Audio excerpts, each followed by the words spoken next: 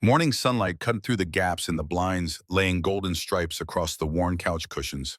Damien Thorne's eyes opened slowly, his neck protesting the angle he'd slept at, his body registering the familiar discomfort of another night on furniture, meant for sitting, not sleeping. The apartment smelled different. Coffee. Fresh coffee, not the instant crystals he dissolved in lukewarm tap water to save on electricity. His heart kicked once hard before his brain caught up. Someone was in his kitchen. He turned his head, the world narrowed to a single image that made no sense. A woman stood at his counter, back to him, hair falling in dark waves past her shoulders, wearing a white button-down shirt that hung to mid-thigh. His shirt, the work shirt with the faded Cross Enterprises logo on the back, the one he draped over the chair last night because the fabric still smelled clean enough for one more wear. She moved with the ease of someone comfortable in strange kitchens, pouring coffee into the only mug he owned that didn't have a crack running through the ceramic. She turned, and the mug paused halfway to her lips. A small smile curved one corner of her mouth, the kind that suggested she knew something he didn't. Her eyes found his across the 12 feet separating them, and in that gaze sat an assessment, a calculation running behind irises the color of winter slate. The question arrived soft, almost amused. "You really don't remember last night, do you?" Damien's throat closed. Fragments surfaced, rain hammering metal, smoke thick enough to choke on, hands gripping a steering wheel, then a seatbelt, then warm skin slick with blood. He remembered carrying weight that shouldn't have been as light as it was, remembered the mechanical routine of checking for broken bones, for shock, for the thousand ways a body could fail after trauma. But the why remained a blank space, a hole where context should sit. His eyes tracked past her to the kitchen table. His laptop sat open, screen dark, but angled toward where he now lay. If she'd touched it, if she'd woken it from sleep, she would have seen the file still open from 3 nights ago when insomnia had driven him to old ghosts. The label would have been clear: Cross Enterprises. Compliance issues archived 2019.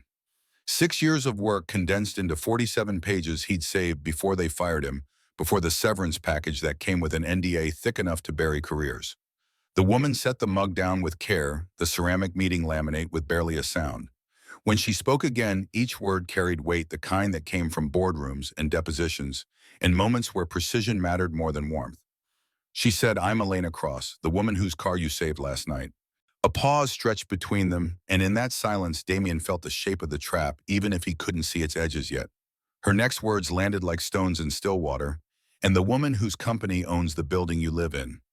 The couch creaked as Damien sat up, his maintenance supervisor instincts already cataloging problems. She knew where he worked.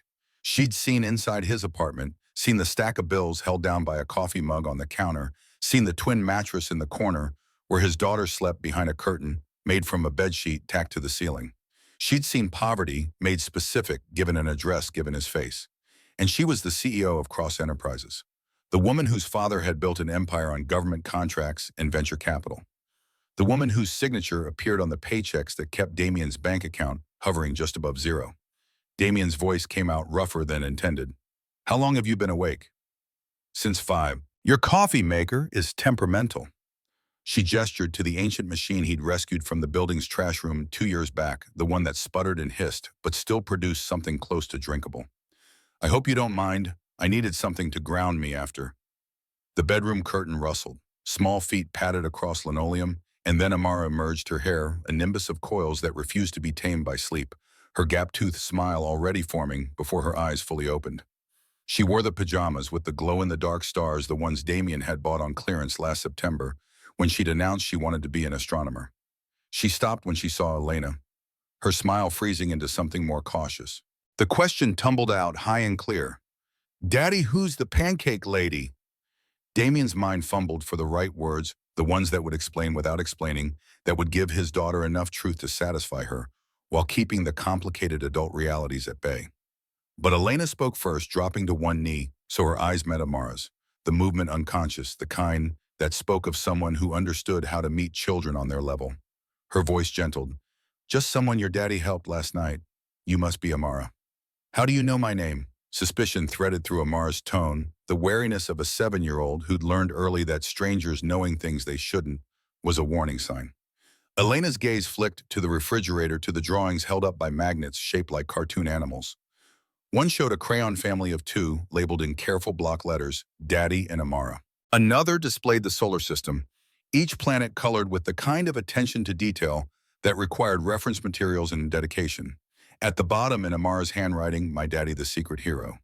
The words hung in the air, visible to anyone who looked, and Damien felt the cold spread through his chest. Secret hero. The phrase Amara had coined last month when she'd found him, hunched over his laptop late at night, when she'd asked what he was working on, and he'd told her he was trying to help people who couldn't help themselves. She'd absorbed that, turned it into a title, drawn it onto paper with the certainty of someone who believed her father could fix anything. Elena's expression shifted, something moving behind her eyes that looked almost like recognition, like she was seeing a reflection of something she'd lost or never had. She rose smoothly, the borrowed shirt falling back into place, and turned to Damien with a different kind of calculation in her gaze now. "I should go. My driver has been waiting since 6. She moved toward the bedroom, and Damien's brain finally lurched into gear. "Your clothes are in the dryer. They should be ready." She paused. "You did my laundry. You were unconscious, soaked, and potentially hypothermic." "Yes, I did your laundry." The words came out flat, professional, the tone he used when filing maintenance reports and documenting building violations. Elena's mouth quirked. Most men wouldn't have bothered. Most men aren't responsible for a 7-year-old who asks questions about unconscious women in wet clothes. That landed, and for half a second, something like respect flickered across Elena's features. She disappeared into the bedroom, and Damien heard the dryer door open, heard the rustle of expensive fabric being retrieved from a machine that cost less than her shoes probably had. Amara climbed onto the couch next to him, her small weight a familiar comfort.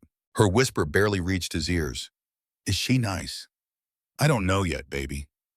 "She looks sad." Damien glanced at his daughter, at the way her eyes tracked toward the bedroom, with the kind of intuition that always startled him. Amara had been 3 when Celeste died, too young to remember her mother's face without photographs, but old enough to have developed some kind of radar for grief. She spotted it in others the way some people notice colors or heard music in ambient noise. Elena emerged dressed in a charcoal suit that probably cost more than Damien's monthly salary, her hair pulled back, her armor restored. She looked every inch the CEO now, all traces of vulnerability erased or buried. She stopped at the door, one hand on the knob, and turned back. From her purse, she withdrew a wallet, leather so soft it seemed to breathe. She pulled out bills, counted them with the efficiency of someone who'd handled money so long it had lost meaning, and set a stack on the kitchen table. Damien didn't need to count to know it was more than he made in a month. Probably more than 3 months. Elena's voice carried the crisp certainty of someone used to solving problems with resources. "For last night, the bed, the clothes, the coffee, everything." The words hit Damien like a physical blow.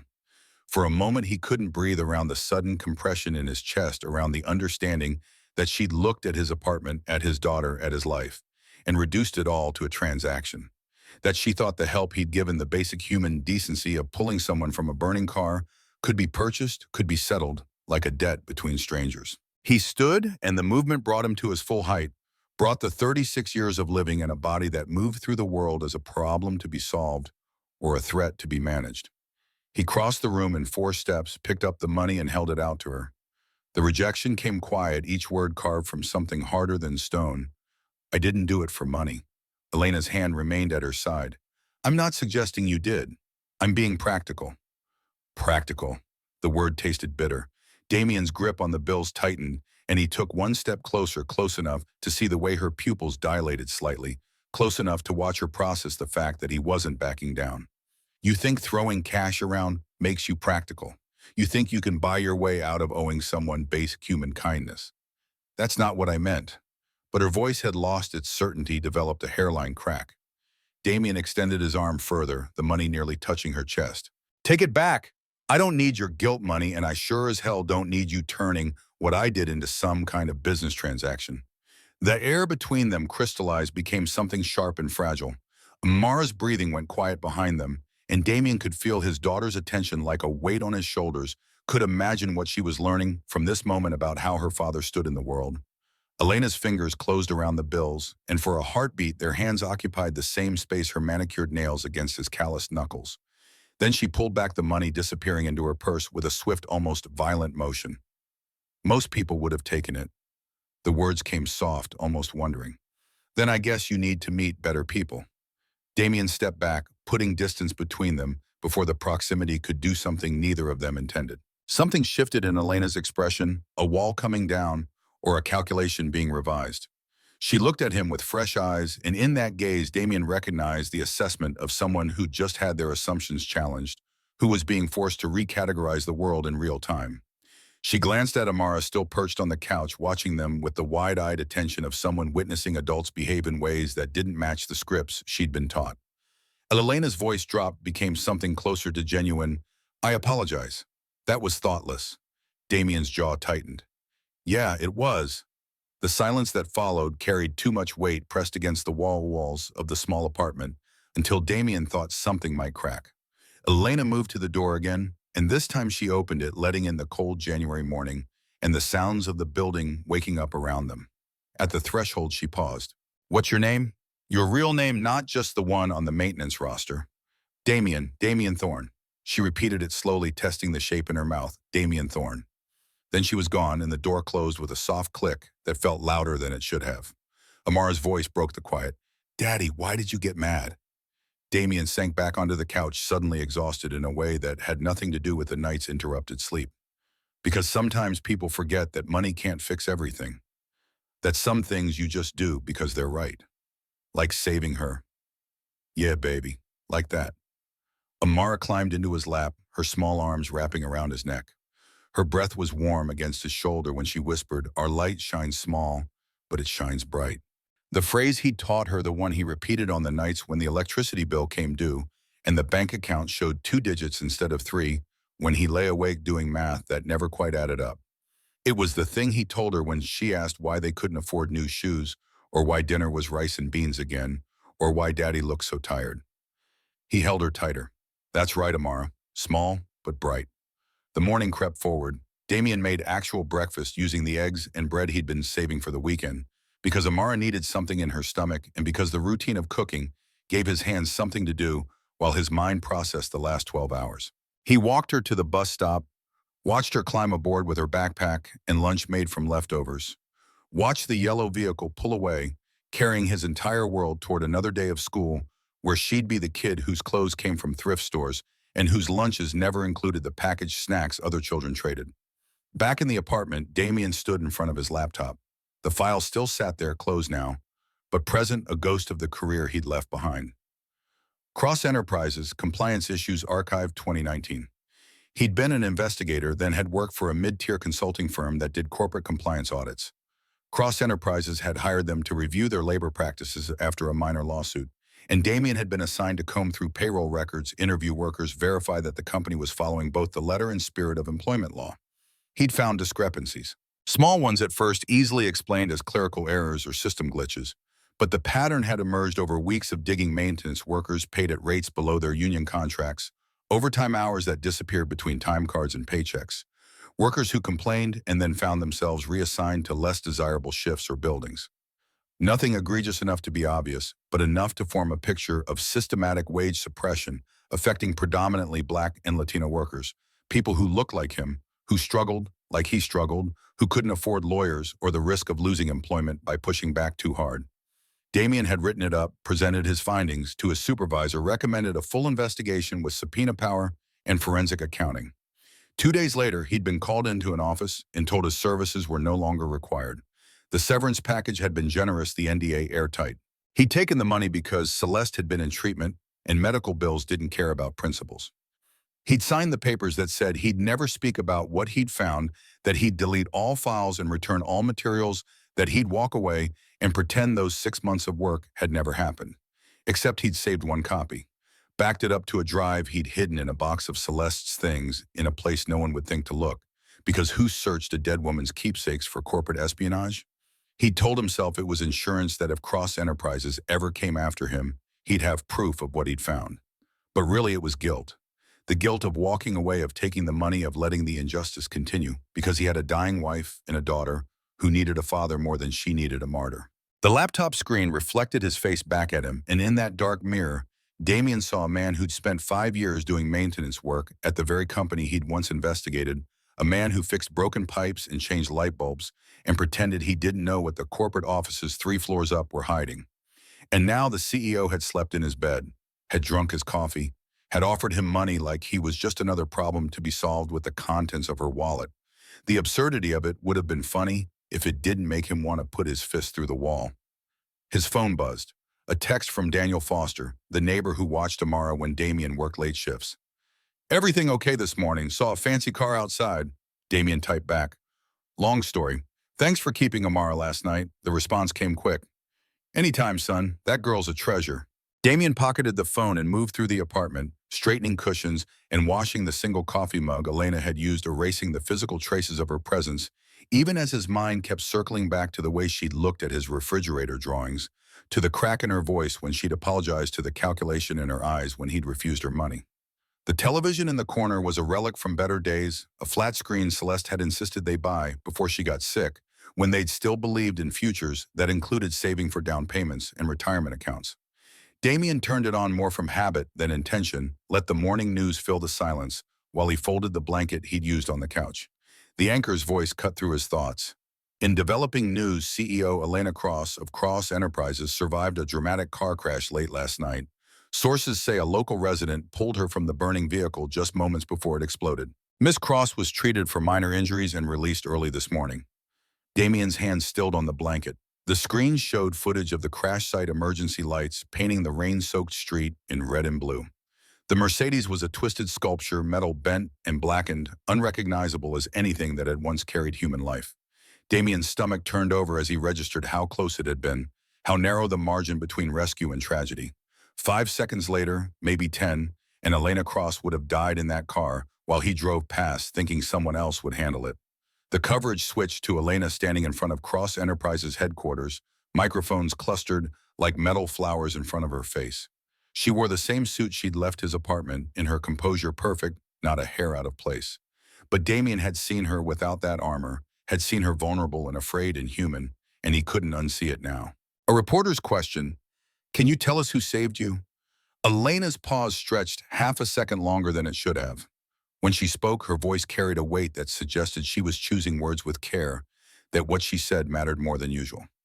"A man who showed me something I'd forgotten. That integrity isn't about what you can afford to buy. It's about who you are when no one's keeping score." Another reporter pushing forward, "Will you be releasing his name? Will you be rewarding him for his heroism?" "No, he values his privacy and I value my debts." Elena's eyes found the camera, and Damien felt the weight of that gaze, even through the television screen, felt like she was looking directly at him across the miles and through the lens. "But if he's watching, I want him to know I won't forget what he did, and I won't forget what he taught me." The segment ended, cutting to commercial, and Damien stood frozen in his apartment, the remote still in his hand, his mind racing through implications. She'd talked about him on television, had used language that would make anyone who heard it curious, that would send people looking for the mysterious savior who'd refused recognition and refused payment. Had essentially announced to the world that someone had gotten under her skin, had made her feel something she hadn't expected. Amara's voice echoed in his memory. "Daddy, that's the pancake lady." He'd explained it away in the moment, had distracted his daughter with breakfast and the routine of getting ready for school. But Amara was 7, not stupid. She'd connect the dots, eventually would put together the woman in their kitchen with the woman on television, would ask the questions Damien didn't have good answers for yet. His phone rang. The number was unfamiliar, local area code. Against his better judgment, Damien answered. The voice on the other end belonged to someone he hadn't spoken to in 6 years, someone he'd worked with before Cross Enterprises had ended his investigative career. "Damien, it's Beverly Wright. I don't know if you remember me, but we worked together on—" "I remember." How could he forget? Beverly had been the HR assistant who'd slipped him documents she wasn't supposed to have access to, who'd confirmed his suspicions about the payroll irregularities, who'd pointed him toward the workers who would talk if promised confidentiality. She'd been fired 3 weeks after Damien left, terminated for misuse of company resources, which everyone knew meant she'd helped him dig too deep. "What do you want, Beverly?" "I saw the news. About Elena Cross. About someone saving her." Beverly's voice dropped lower, became urgent in a way that made Damien's spine straighten. "Damien, I need to know. Was it you?" The question hung between them, and Damien understood immediately what she was really asking. If it was him, if he'd gotten close to Elena Cross, if the CEO now felt she owed him something, then maybe there was an opportunity. Maybe the investigation he'd abandoned could be resurrected, could be finished the way it should have been finished the first time. He kept his voice neutral, non-committal. Why does it matter? Because it's gotten worse. So much worse than what you found in 2019. Papers rustled on Beverly's end, and Damien could picture her in some cramped apartment, surrounded by documentation she'd been collecting for years, building a case no one wanted to hear. I've been documenting for years now, keeping records. At least 70 workers, maybe more, I'm still finding them. Most of them Black, some Latino, all underpaid systematically. I have time cards that don't match paychecks. I have testimony from people too scared to go public. I have patterns that can't be explained as accidents. The number hit him like a physical blow. 70 workers. He'd found maybe a dozen cases in his original investigation, had projected that the problem was bigger, but hadn't had the evidence to prove it. But 70, that wasn't negligence. That wasn't a few bad managers making isolated decisions. That was policy, systematic and deliberate. Beverly continued, her voice tight with frustration and hope in equal measure. I tried going to the Department of Labor. They said they needed more concrete proof before they could open a formal investigation. They get complaints about big companies all the time, and most of them go nowhere. I tried lawyers, but no one wants to take on cross enterprises without a guaranteed win and a clear paper trail that connects to executive responsibility. I even got a meeting with someone at the local news, spent 2 hours laying out the evidence, and they killed the story before it aired. Said they couldn't verify the claims without more sources willing to go on record, and everyone's too afraid of retaliation. Why are you telling me this? Damien asked, even though he already knew the answer, could feel the weight of what Beverly was about to ask settling on his shoulders like a familiar burden. Because you were the only person who ever tried to do something about it. Because you found it first and they shut you down, and I know you've been living with that for 6 years. Beverly's voice cracked slightly, revealing emotion underneath the professional veneer. And because if Elena Cross is grateful to you, if she owes you something, if you can get close enough to her to access what we need, Damien, I don't have everything yet. I'm still missing the financial trail, the documentation that connects this to actual executive policy. But if we work together, if you can get inside while I work from the outside, we might actually be able to finish this. I have a daughter, Beverly. I can't risk. Those 70 workers have children too. The words came sharp, cutting. Some of them lost their homes because they couldn't make rent on what Cross Enterprises was paying them. Some of them are working 2 jobs now, 3 jobs, destroying their health and never seeing their kids to make up for wages they should have been paid in the first place. Their children are growing up watching parents work themselves to death for poverty wages while the company posts record profits. Beverly paused, let that sink in, then delivered the final blow. I'm not asking you to be a hero. I'm not asking you to sacrifice your daughter's stability. I'm asking you to help me finish what you started. To gather the proof we need so that this time when we go public, they can't bury it. So that this time those workers get justice instead of watching another investigator walk away because it's too hard or too risky. The line went dead and Damien stood in his kitchen, surrounded by the evidence of his small life, his safe life, the life he'd built from the ashes of his investigative career and his wife's death. The bills on the counter told their own story. $875 rent, due in 5 days, $215 electric bill, and already 2 weeks overdue, 4 leads in his checking account, and payday still a week away. He was one emergency from eviction, one sick day from falling behind on everything, one unexpected expense, from the kind of financial catastrophe that would swallow families like his whole. He could ignore Beverly's call, could delete the number, could forget she'd ever reached out, could continue fixing pipes and changing light bulbs and pretending he didn't see the machinery of injustice grinding away 3 floors above his head. Could keep his daughter safe in the small stability he'd managed to build, could avoid the risks that came with poking at systems designed to crush people who challenged them. Or he could open the laptop, could look at that file from 2019, could see if the patterns he'd identified then matched what Beverly was describing now. Could start asking questions again, could start documenting again, could start being the person Amara drew on refrigerator art with the label Secret Hero. The person he'd been before fear and grief and responsibility had taught him that survival sometimes mattered more than principles. The choice sat in front of him, as clear and binary as a switch. Damien opened the laptop. The file loaded slowly, pages of data and analysis he'd compiled with the meticulous care of someone who believed documentation mattered, who thought evidence could change things if presented properly.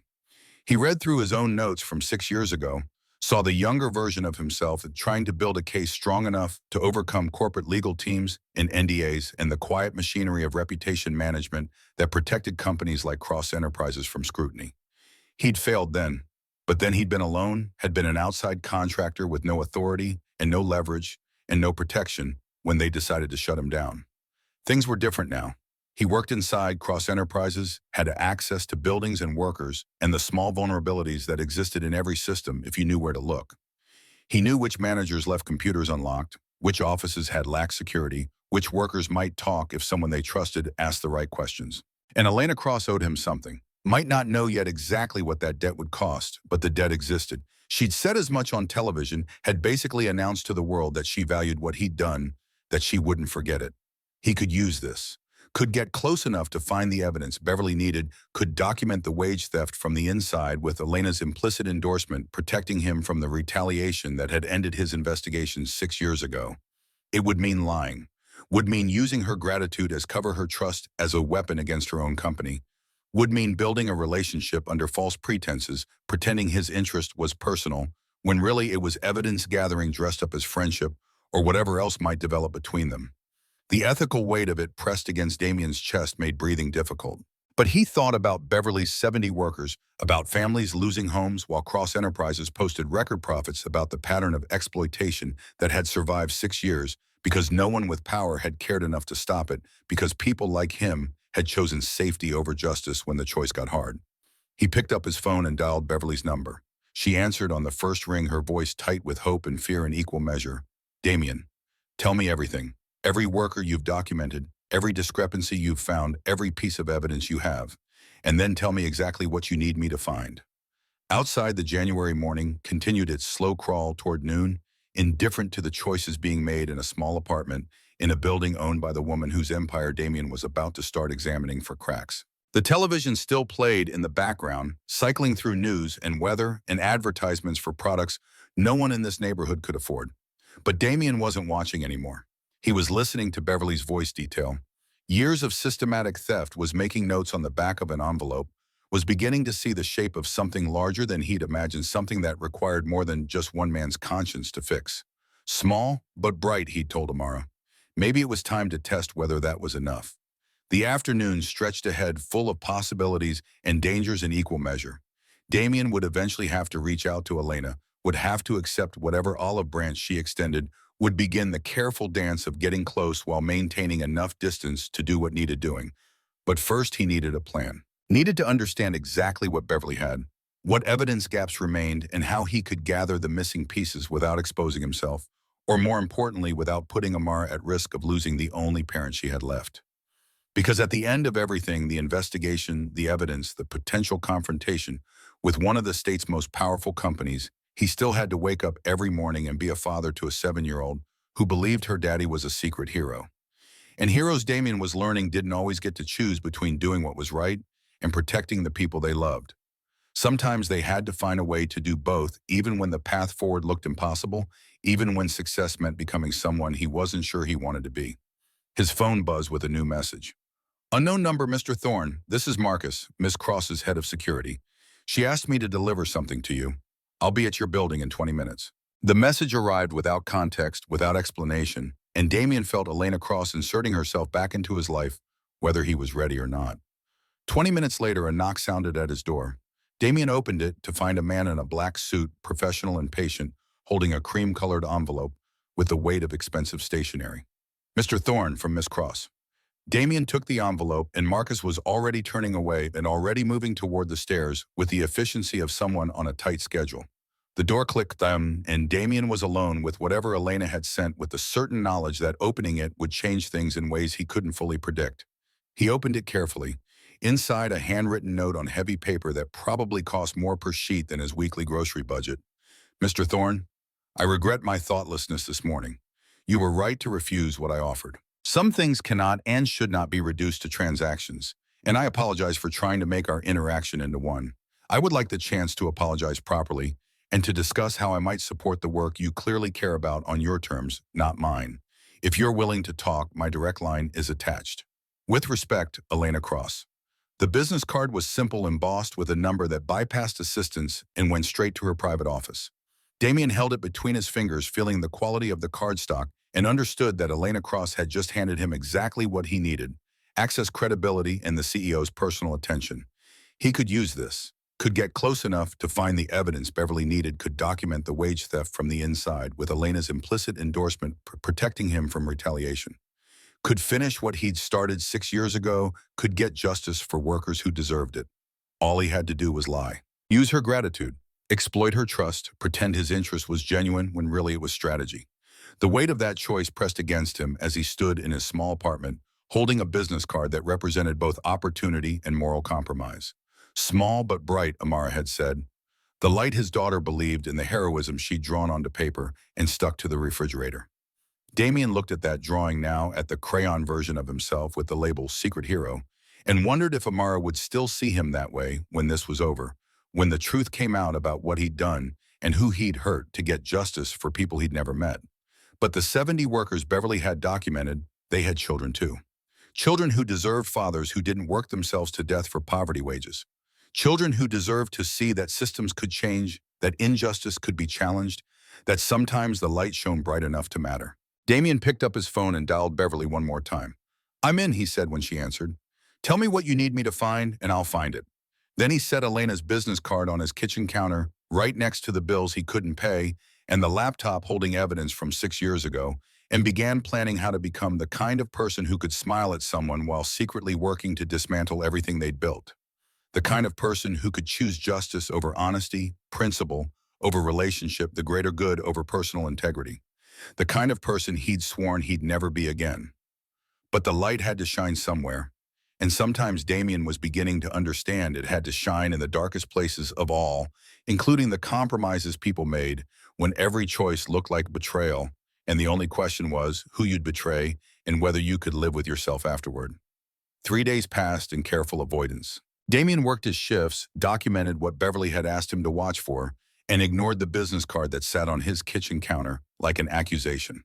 Elena Cross's direct line, a phone number that represented opportunity and compromise in equal measure.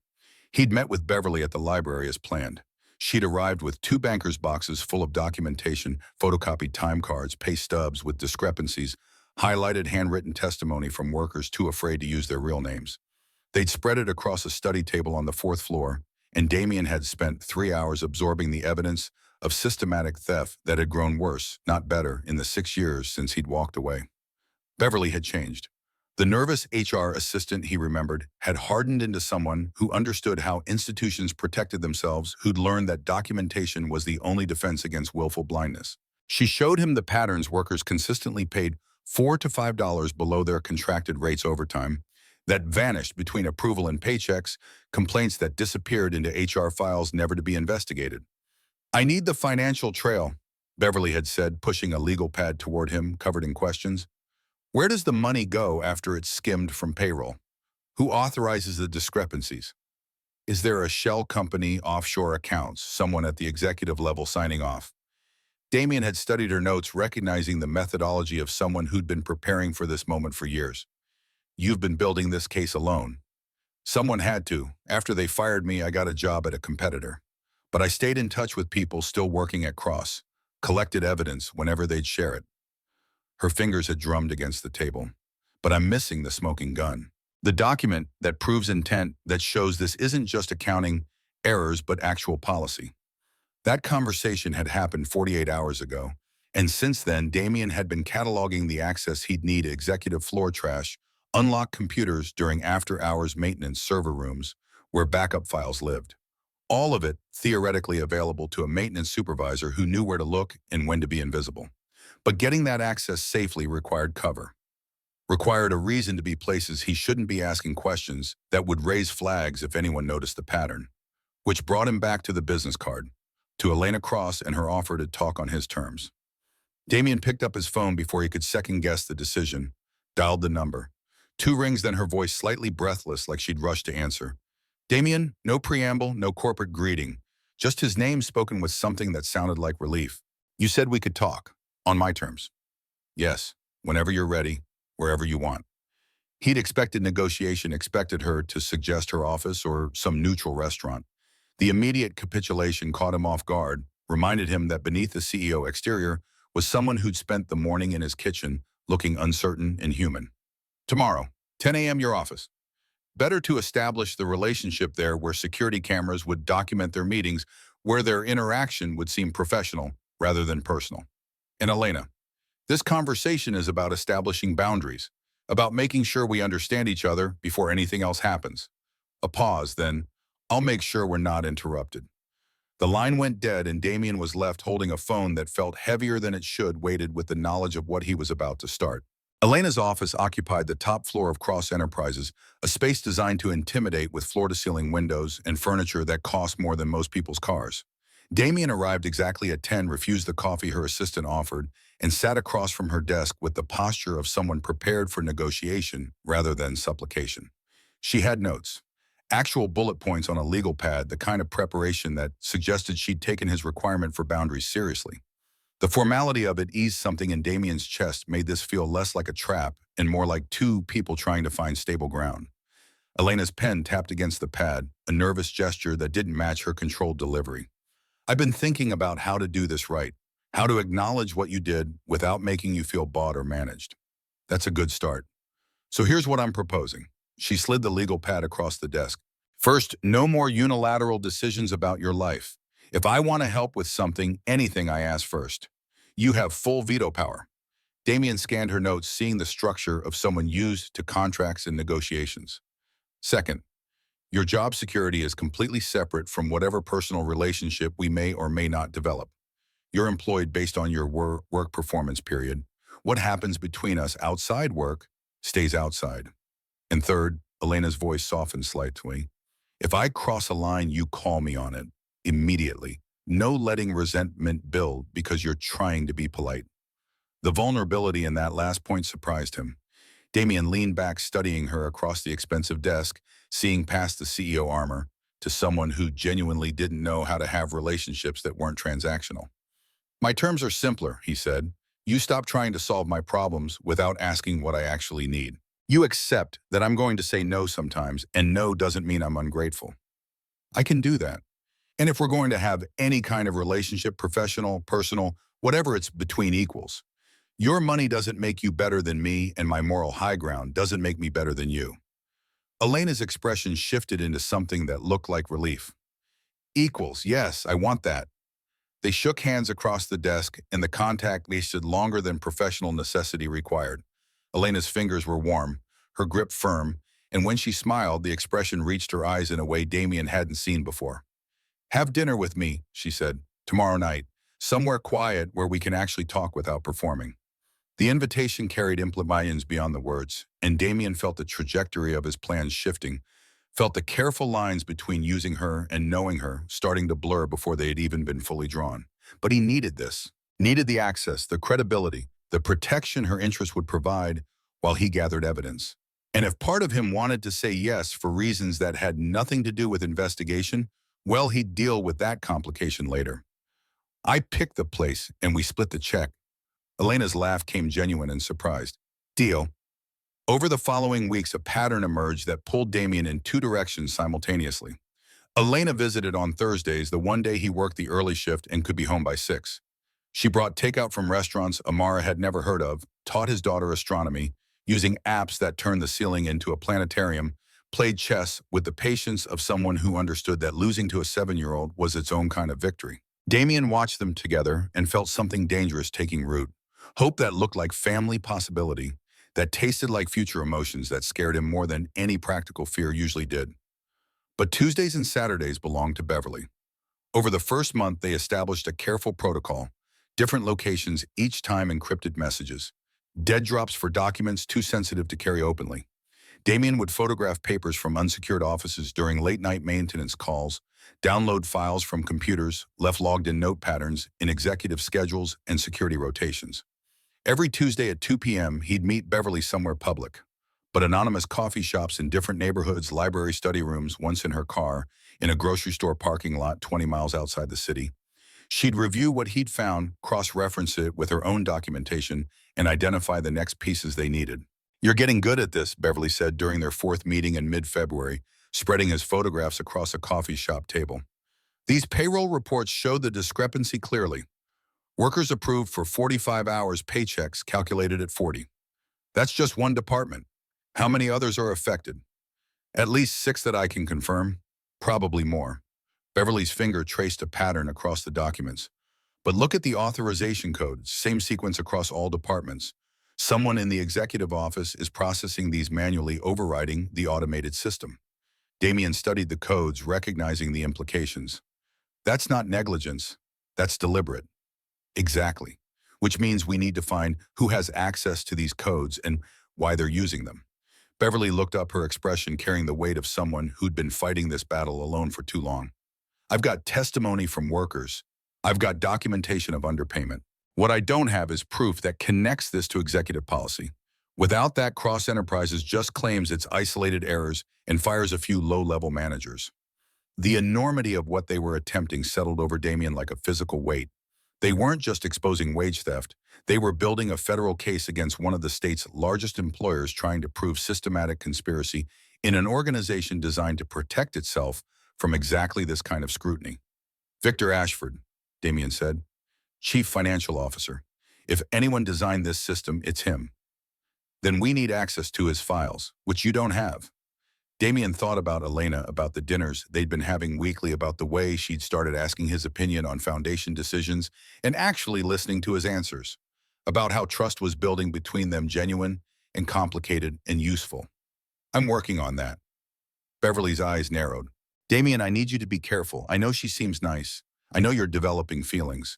But at the end of this, she's either going to be devastated by what we find, or she's complicit and will use everything she knows about you to destroy the investigation. She doesn't know, I'm sure of it.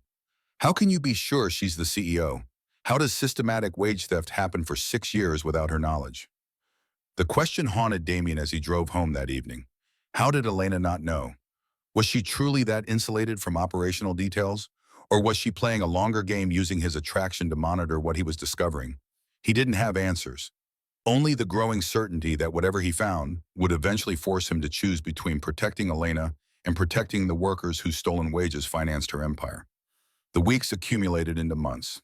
January turned to February, then March. Winter gave way to early spring, and the pattern held: Thursdays with Elena and Amara, Tuesdays with Beverly, Saturdays gathering evidence from offices that should have been empty, but never quite were. Damien learned Elena in layers.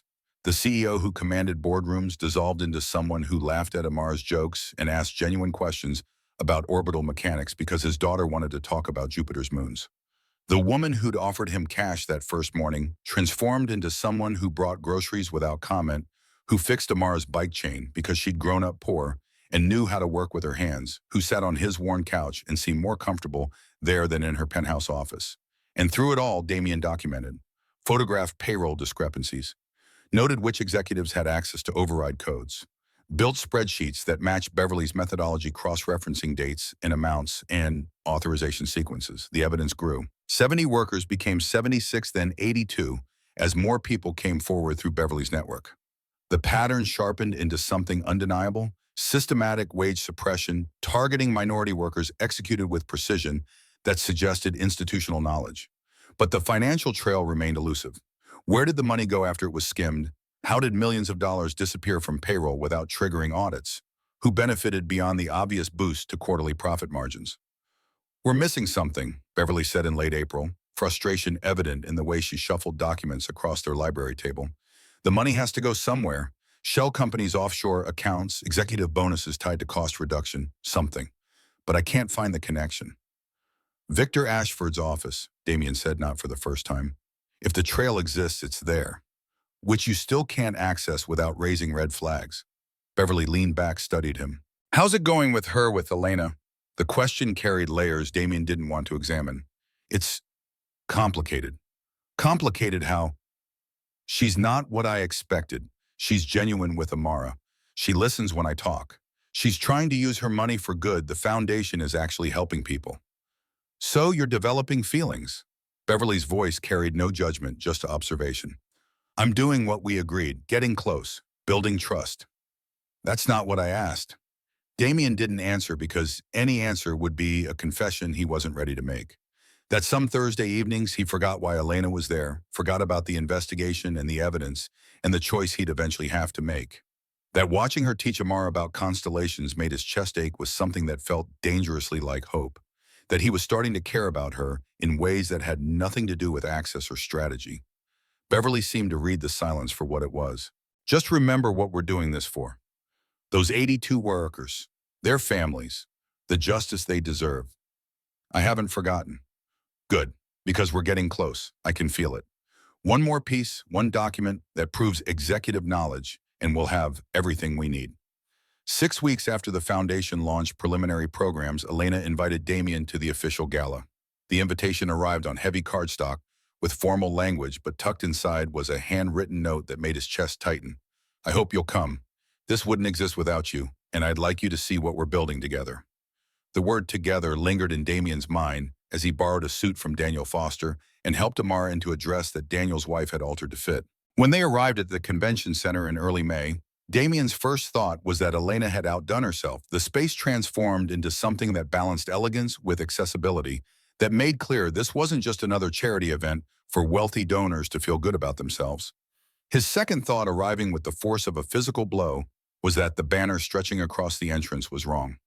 The Thorn Foundation, his name, 3 feet tall, visible to everyone entering, everyone with a camera, every journalist looking for a story. The fury came immediate and consuming. Damien stood frozen while people streamed around him, while Amara tugged his hand asking what was wrong, while his brain processed that Elena had done it again, had made a decision about his life without asking, had turned his identity into a brand without permission or warning. She found them before he'd moved 10 steps inside.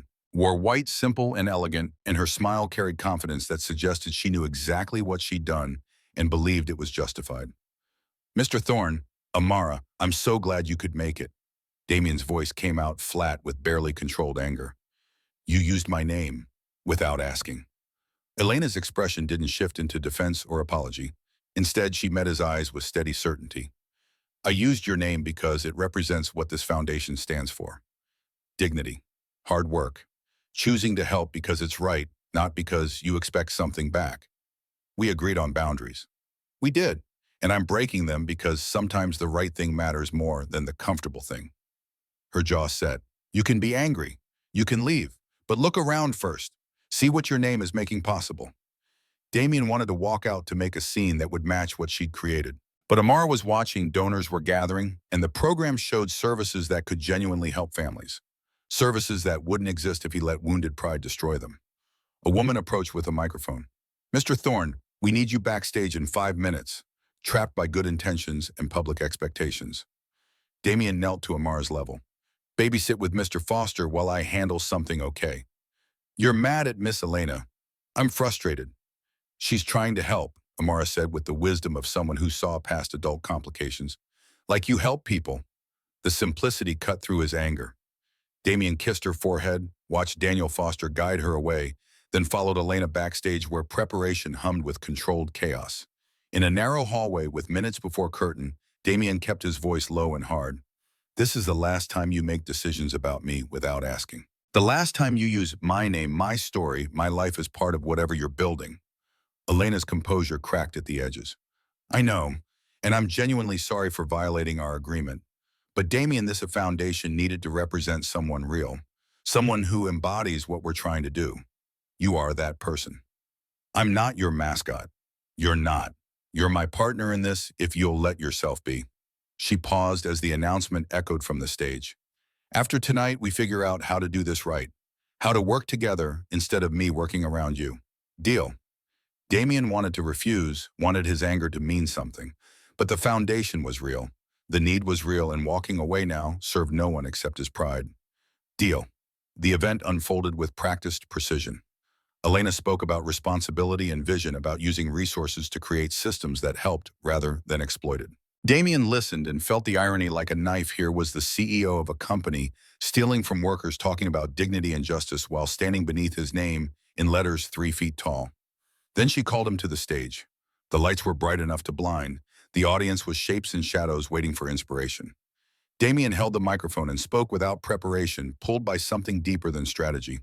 I'm not good at speeches. I fix pipes. I replace light bulbs.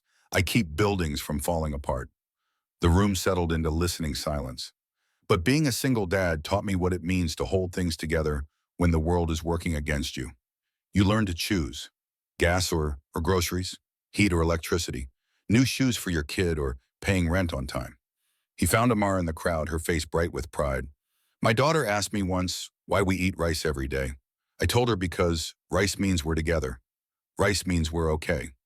His throat tightened. But kids shouldn't have to understand poverty. Parents shouldn't have to choose between dignity and survival. The words came faster now, pulled from nights spent doing impossible math, from mornings watching Amara pretend her inadequate lunch was enough. This foundation isn't about me. It's about every parent working themselves to exhaustion and still falling short. Every person who feels invisible because systems weren't built to see them. Damien looked directly at Elena, standing stage left, her hand pressed to her mouth, tears visible even from this distance. You're not invisible. You matter. And now you have support. The applause began before he finished, building into recognition rather than mere appreciation. Damien stepped away from the microphone with hands that trembled, feeling exposed in ways that had nothing to do with the investigation or the evidence gathering that had brought him here. Elena met him as he left the stage. She pulled him into an embrace that lasted 3 seconds too long, and when she stepped back, her careful makeup was destroyed by tears. That was perfect, she whispered, voice thick with emotion. You were perfect. Damien wanted to stay angry, wanted to maintain boundaries and professional distance, but her tears were real, her response genuine, and standing this close, he saw that his words had affected her in ways that transcended optics or fundraising. We still need to talk, he said, about boundaries, about partnership. Tomorrow, I promise. She touched his arm briefly, and even through the suit jacket, warmth transferred. And Damien, thank you for doing this despite being angry. They parted, and Damien collected Amara from Daniel Foster, drove home, listening to his daughter's excited observations about how proud she was, how everyone had clapped, how maybe now people understood what Daddy did mattered. Later, after Amara was asleep and the apartment was quiet, Damien sat with his laptop and the growing file of evidence. The foundation was real, as Elena's commitment genuine, but so was the wage theft affecting 82 workers and counting. So was the systematic exploitation happening in the same company funding tonight's charity. The cognitive dissonance pressed against his chest, making breathing difficult. How could Elena be both the person who cried at his speech about dignity and the CEO of a company stealing wages from workers who looked like him, who struggled like he struggled? The answer, Damien knew, was that she didn't know, couldn't know. Because if she knew what her company was doing to people, she wouldn't have launched a foundation dedicated to helping them.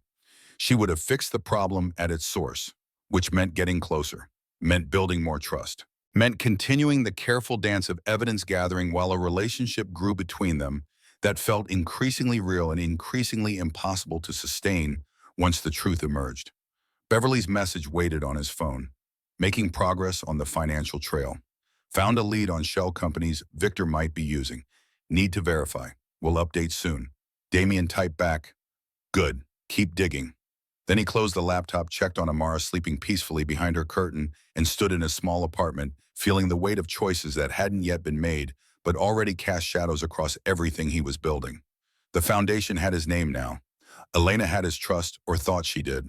Amara had someone who looked at her father with respect and taught her about stars.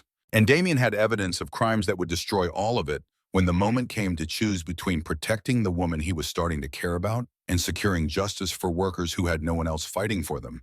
Small but bright, he thought, looking at Amara's refrigerator drawing. His daughter believed the light could shine anywhere if you let it. What she didn't understand yet, what Damien was learning every day, was that sometimes the light had to shine in places that would burn everything you'd built, had to illuminate truths that would cost more than you could afford to pay.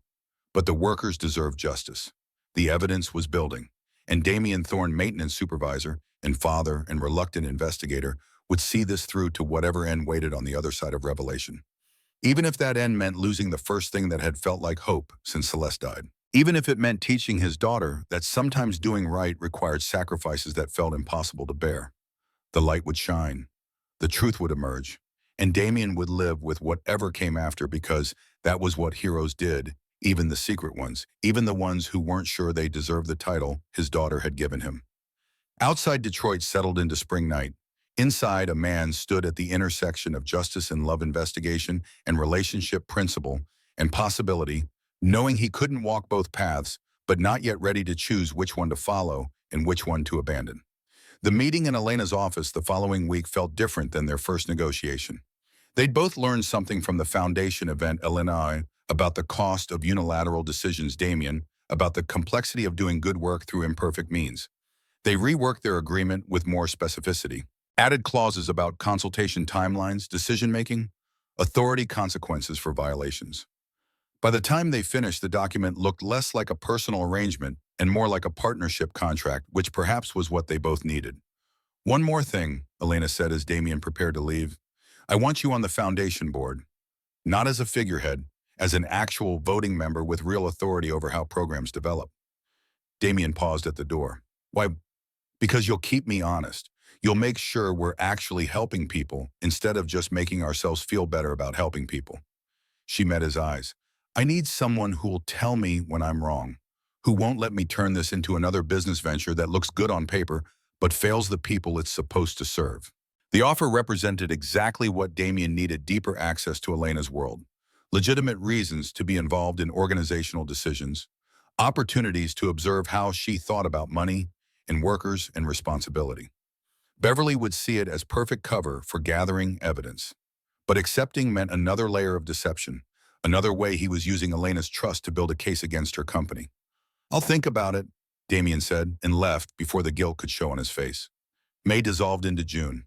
Detroit's winter chill gave way to humid heat that made the city shimmer. Amara finished second grade with grades that made Damien proud and a summer reading list that made his wallet nervous. Elena offered to buy the books asked first, as per their agreement, and Damien accepted after confirming the local library didn't have copies available. Small compromises, small acceptances. The relationship shifting in increments that felt manageable until Damien looked back and saw how far they'd traveled from that first morning when Elena had offered him cash and he'd thrown it back in her face. The foundation board meetings happened monthly.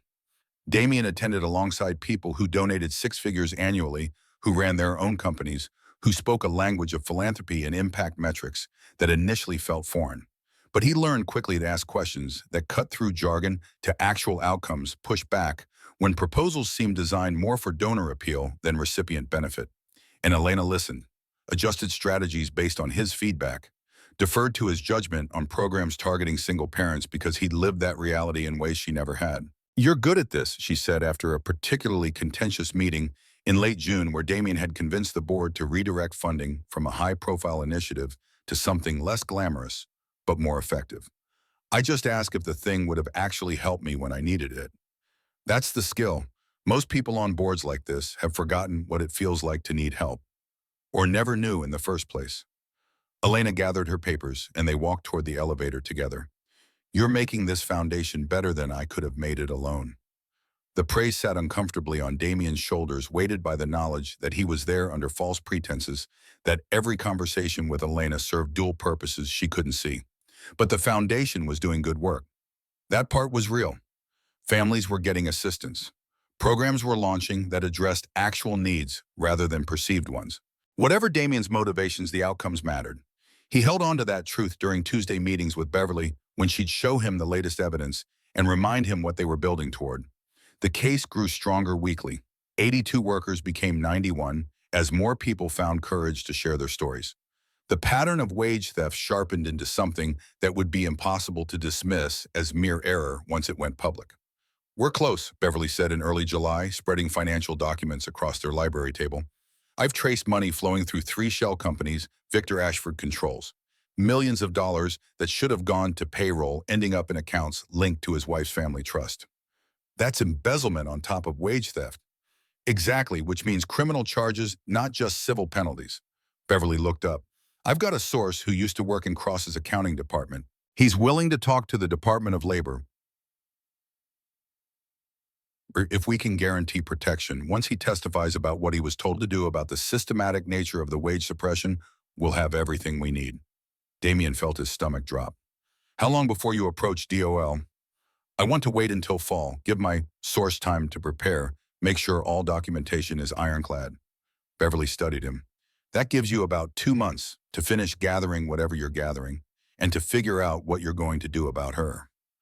The unspoken question hung between them: was Damien going to warn Elena before the investigation went public or let her get blindsided. I don't know, Damien admitted. You care about her. Not a question. It's complicated. It always is, Beverly said, and there was sympathy in her voice beneath the determination. Just remember 91 workers, Damien. People who can't afford lawyers or the risk of retaliation. People counting on us to see this through. Damien didn't answer because any answer would be a confession he wasn't ready to make. Summer deepened. Amara went to day camp 3 days a week, giving Damien time to work longer shifts and meet with Beverly more frequently. The other 4 days, Elena visited not just Thursdays anymore, but Saturdays too, sometimes Sundays. She and Amara had developed routines: chess on the porch when evenings cooled, astronomy apps before bed, Sunday morning pancakes that Elena insisted on making, despite Damien's protests that she didn't need to cook. I like it, Elena said one Sunday in late July, flipping pancakes with the efficiency of someone who'd learned kitchen skills out of necessity. When I was in foster care, pancakes were the thing I could make that felt special. Like I was taking care of myself, not just surviving. Amara watched from her perch on the counter, gap-toothed, smile bright. These are the best pancakes ever, Miss Elena. Better than Daddy's. Way better. Don't tell him I said that. Damien, standing 3 feet away, made a show of mock offense. I'm right here, baby. I know, Amara giggled. That's what makes it funny. Elena caught Damien's eye over Amara's head, and something passed between them. Warmth, recognition, the beginning of something that felt dangerously like family. For a moment, Damien let himself imagine this was real, that Sunday pancakes could continue without the investigation hanging over everything, that the woman making his daughter laugh could stay part of their lives. Then his phone buzzed with a message from Beverly: need to talk. Found something important, and reality reasserted itself with the force of cold water. The late August evening arrived, humid, and still the kind of weather that made Detroit feel like it was holding its breath. Amara was at a sleepover, the first time Damien had let her stay overnight at a friend's house since Celeste died. The apartment felt too quiet, too empty, too full of possibilities he'd been avoiding for months. Elena arrived at 7 with Thai food and wine, wearing jeans and a t-shirt that made her look younger, more approachable, less like the CEO who commanded boardrooms, and more like the woman who'd admitted to being terrified of letting people close. They ate on his couch, talking about everything and nothing foundation business.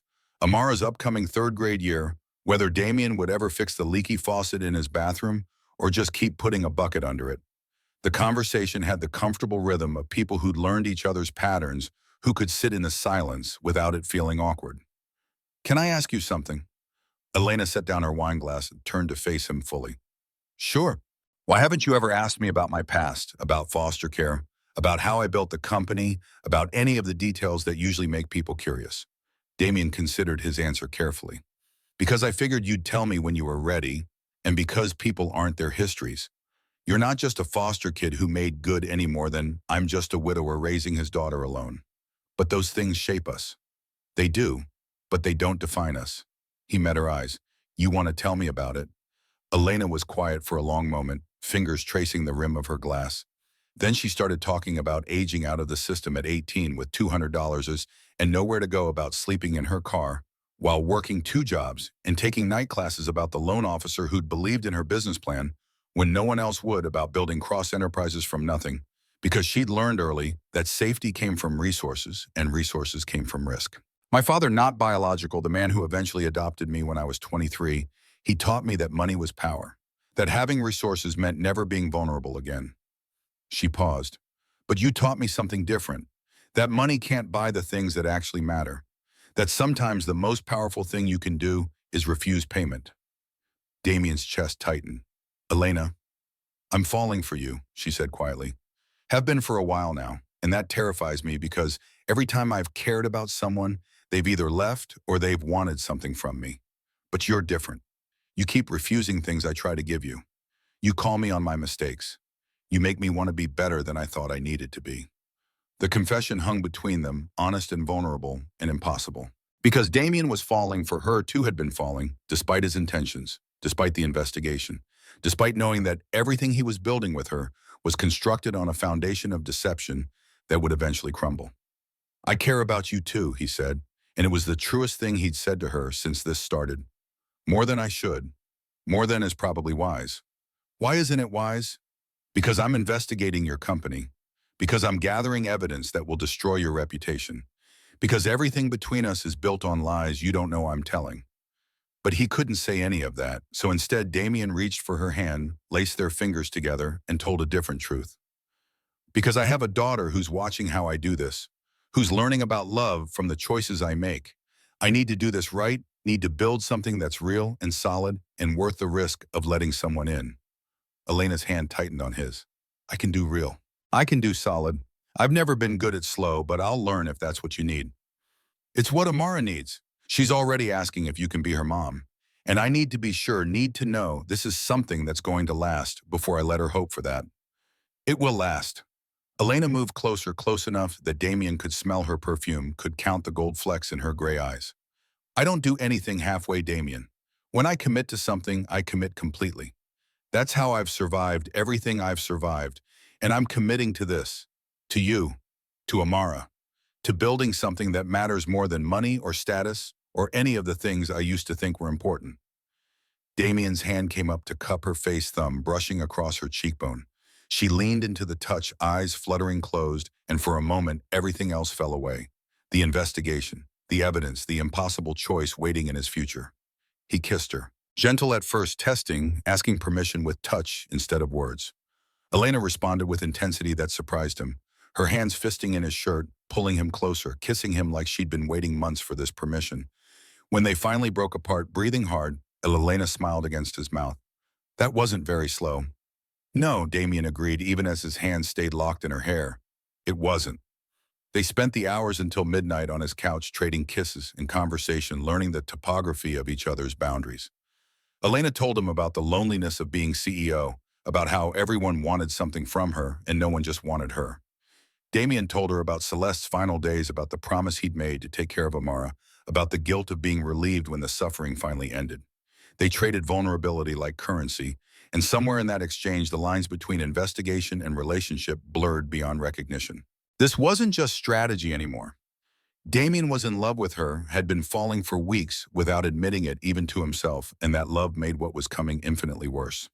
When Elena left near 1 a.m., kissing him goodbye at the door with a tenderness that felt like promise, Damien closed the door and leaned against it, feeling the weight of what he'd just done pressing against his chest like a physical mass.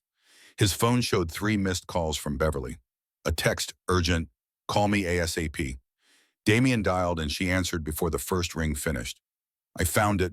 Her voice shook with controlled adrenaline. The Smoking Gun, email archives from 2018. Victor Ashford and Elena's father designed the entire system. Shell companies, offshore routing, systematic wage suppression, all of it documented in writing. The world tilted. Damien gripped the doorframe, processing what Beverly had just said. Elena's father. The man she still mourned, still spoke of with reverence, still measured herself against. How did you get emails from 2018? Former administrator, crossfired him last year and he kept backup files. Didn't realize what he had until I asked specific questions. Beverly's breathing came fast. Damien, this is everything we need. Proof of intent, proof of conspiracy, proof that this was company policy, not isolated errors. Does Elena's name appear anywhere in the emails? No, the system was already operational when she became CEO in 2020. But legally, she's responsible for what happens under her watch. She'll face consequences, even if she didn't know. Damien closed his eyes, seeing the devastation that was coming. Elena learning her father was a thief, her company facing federal investigation, her reputation destroyed by association with crimes she hadn't committed but couldn't escape. And him, the person who'd kissed her an hour ago, while knowing he was building the case that would tear her world apart. When are you approaching DOA? Soon, 2 weeks, maybe 3. I want to verify the email metadata, make sure everything is admissible. Beverly's voice softened. Damien, you need to tell her. Before this breaks, she deserves to know it's coming. If I tell her, she might use her resources to bury the investigation. And if you don't, she'll know you were lying to her the entire time.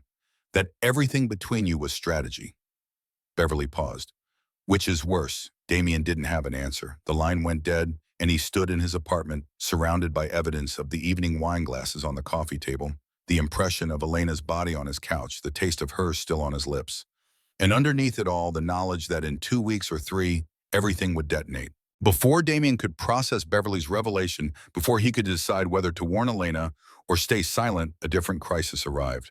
Jasmine Hart appeared at his door on a Tuesday evening in early September, 5 years after she'd left him in Amara, and disappeared into addiction. She looked healthier than he remembered, dressed carefully, carrying herself with the uncertain confidence of someone who'd fought their way back from the edge. I want to see my daughter. The custody battle that followed compressed into 2 brutal weeks. Jasmine's lawyer painting Damien's poverty as neglect, his long work hours as absence, his single-parent household as inadequate for a growing girl who needed maternal influence. Damien represented himself, refused Elena's offer of legal help because accepting would create debt he couldn't afford and complications he couldn't explain. He went into court armed with 8 years of documentation, report cards, and doctor's visits and teacher conferences and the thousand small proofs that he'd shown up every day that love was more than in biology. The hearing fell on a Thursday. Elena texted that morning, thinking of you. You've got this. Call me after Damien didn't respond. Couldn't find words that wouldn't be lies or promises he couldn't keep. The courtroom was small and bureaucratic. The judge was efficient, experienced, unmoved by emotion without evidence to back it. When Amara was called to testify, Damien watched his 8-year-old walk to the witness stand with courage that made his throat close. Amara, the judge said, voice gentling, do you understand why you're here? Yes, ma'am. You want to know who I should live with. Do you love your mother? Amara looked at Jasmine with the solemn consideration of someone taking the question seriously. I think so. I don't remember her very much, but Daddy says she loved me before she got sick. And do you want to live with her, to get to know her better? Silence stretched while Amara processed. Then with a voice that didn't waver, I want my mommy to be healthy and happy, but I want to live with my daddy because he was there every morning when I woke up, every night when I was scared, even when it was hard, even when we didn't have very much. She paused, then added, Mommy left when things got hard. Daddy stayed, and people can change, but I need to live with someone who won't leave when things get hard again. The ruling came 2 days later. Full custody to Damien, supervised visitation for Jasmine pending continued sobriety. Damien should have felt relief. Instead, he felt hollow. The person he wanted to celebrate with was the same person whose world he was about to help destroy. On Sunday morning, Beverly called. It's happening. DOL confirmed they're opening a formal investigation. They'll contact Cross Enterprises Monday morning. That fast? They've been reviewing the evidence for a week. The emails are damning enough that they can't ignore it. Beverly paused. Damien, this is going to be big. Federal case, probably criminal charges for Victor. And Elena? I know. Damien's hand tightened on the phone. How did the press find out? Someone at DOL leaked it. It's already running on Channel 7. Damien's stomach dropped. He turned on the television and there it was, Cross Enterprises under investigation for systematic wage theft. The coverage detailed everything: 73 workers initially identified, now 91. 6 years of underpayment, millions in stolen wages, shell companies and offshore accounts. And Elena's name repeated over and over, attached to crimes she hadn't committed but couldn't escape. His phone exploded with messages. Co-workers, Daniel Foster, people he hadn't heard from in years. And one that made his blood run cold. We need to talk. Now, my office. Elena. Damien arrived to find her behind her desk, surrounded by documents. He recognized the same evidence he'd helped Beverly compile. She looked up when he entered, and the betrayal in her eyes was so acute it felt like being gutted. Did you know? The question hung in the air. Damien understood this was the moment everything hinged on the choice between truth and continued deception. Yes. Elena flinched like he'd struck her. For how long? Since before we met. I investigated your company 6 years ago, found evidence of wage irregularities. Got fired before I could finish. The words came flat, stripped of emotion, because emotion would make this unbearable. I've been gathering evidence for months, with Beverly Wright. Beverly, Elena's voice was barely above a whisper. The HR assistant we fired for, she was documenting, and you helped her. 91 workers, Elena. Millions of dollars over 6 years. Systematic wage theft targeting minority workers. Damien pulled out his phone, showed her the emails Beverly had found. And your father? Don't. The word came sharp, desperate. Don't tell me my father was involved. Don't make me. But Damien couldn't stop. He showed her the emails with her father's signature, the shell company, authorizations, the systematic design of wage suppression. Watched her read with trembling hands, watched her world fracture as everything she believed about her legacy cracked and reformed into something ugly. When she looked up, tears tracked down her face unchecked. You knew all this time. While I was falling for you, you knew and you said nothing. I needed to know if you were complicit or ignorant. So you used me, built a relationship to gather evidence. Let me fall for you. Let me get close to your daughter while you were systematically destroying everything I've built. Her voice rose, losing its controlled executive polish. You kissed me 2 weeks ago, made me believe you cared, made me believe someone could actually want me without needing something from me. And it was all strategy. That's not, Damien stepped forward, hands raised. Elena, I do care about you. That part was real. Was it? Her laugh was bitter. Or was caring just another useful emotion, another way to get access? I needed to know the truth, needed to protect those workers. Then why didn't you tell me? Why didn't you come to me with what you found and let me fix it? Elena stood, bracing her hands on the desk. I would have listened. I would have investigated. I would have made this right. Would you, or would you have used your lawyers to bury it, used your money to make it go away, used everything at your disposal to protect your company and your father's reputation? The accusation hung between them, and Elena flinched again. You don't know that. You didn't give me the chance to prove otherwise. Because I couldn't risk it. Because 91 workers were counting on this evidence to get justice. And what about me? Elena's composure shattered completely. Did I count for anything? Or was I just the CEO you needed to get close to? Damien didn't have an answer that wouldn't sound like excuse or justification. In the silence, Elena's face hardened into something cold and final. Get out. Elena, out of my office, out of my building. You're fired effective immediately. You're firing me for exposing wage theft. I'm firing you for lying, for using me, for making me believe, her voice cracked, for making me believe someone could care about me without wanting something I could provide. The words hit like physical blows. Damien tried once more. I do care. That's why I waited. That's why I gave you time to. You gave me time to what? To fall for you more deeply, to get more attached to Amara, to build a future in my head that you knew would never exist. Elena's eyes were red, her makeup destroyed. Get out now before I say things I'll regret. Damien left, walked out of Cross Enterprises for the last time, his security badge confiscated by Marcus Wade with professional sympathy, his belongings packed into a box that felt too small to contain 6 years of his life. Outside, September morning was crisp and clear. Inside that building, Elena Cross was learning that the man her father had been wasn't the man she'd believed in, that the company she'd built her identity around was constructed on exploitation, that the person she'd trusted most had been gathering evidence to destroy it all. Damien sat in his truck for 30 minutes before he could drive. When he finally started the engine, his phone showed a message from Beverly. I'm sorry. I didn't mean for it to leak this way. Are you okay? He typed back. Define okay, then drove home to tell Amara that Miss Elena wouldn't be coming around anymore, that sometimes doing the right thing meant losing people you cared about, that love wasn't always enough to survive the choices people made. Amara took it better than expected, with the resilience of someone who'd already learned that people left.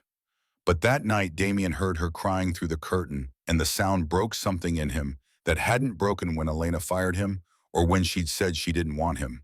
Because his daughter had lost someone too, had lost the woman who taught her about stars and made her father smile.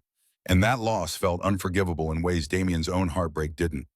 The following week blurred into a series of developments Damien followed from a distance. Victor Ashford was fired, faced criminal charges. Elena resigned as CEO but remained on the board. The company implemented reforms under federal consent decree. Workers were contacted about restitution. Justice was happening. The system was being fixed. And Damien felt no satisfaction in any of it. A month after the investigation went public, an envelope arrived. Inside, the deed to Unit 4B transferred to his name. Also a letter on plain paper, Mr. Thorne. You were right about the wage theft. Right to investigate. Right to expose it. You were wrong to lie to me. Wrong to use my feelings as cover. Wrong to let me fall for you while knowing you'd destroy everything. I don't forgive you. I don't think I ever will. But I understand why you did it. And I hope that understanding helps you sleep better than I'm sleeping. The workers are getting their money back. You won. That should matter more than what we lost. It doesn't, but it should. Damien read it 3 times, then put it with Celeste's things with the evidence of who he'd been and who he'd become. That evening, Amara asked if they could call Miss Elena. I don't think that's a good idea, baby. Why not? You said people can fix mistakes. Some mistakes are too big to fix. Amara was quiet then. Was it because of the secret hero thing, helping other people? Damien pulled her into his lap. Yeah, I was trying to help people who were being hurt, but helping them meant hurting someone else, someone we both cared about. Did you have to choose? The question was too sophisticated for 8 years old. Damien gave her truth. I thought I did. I thought I could do both, help the workers and keep Elena. But I was wrong. Our light shines small, but it shines bright, Amara said softly. Right, Daddy? Right, baby. Then maybe the light had to shine where it hurt, even if it hurt us too. Damien held his daughter tighter, feeling the weight of her wisdom, the burden of having taught her that doing right sometimes meant accepting unbearable loss. Outside, Detroit continued indifferent to the choices made in a small apartment where a man sat with his daughter owning a home bought by the woman whose life he'd helped dismantle, whose trust he'd exploited, whose love he'd lost in service of a truth that needed telling. Small, but bright. The light had shone. The truth had emerged. Workers were getting justice.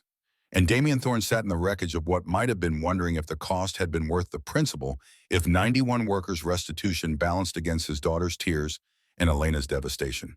He didn't have an answer, wasn't sure he ever would, but the light had shone, and sometimes that had to be enough.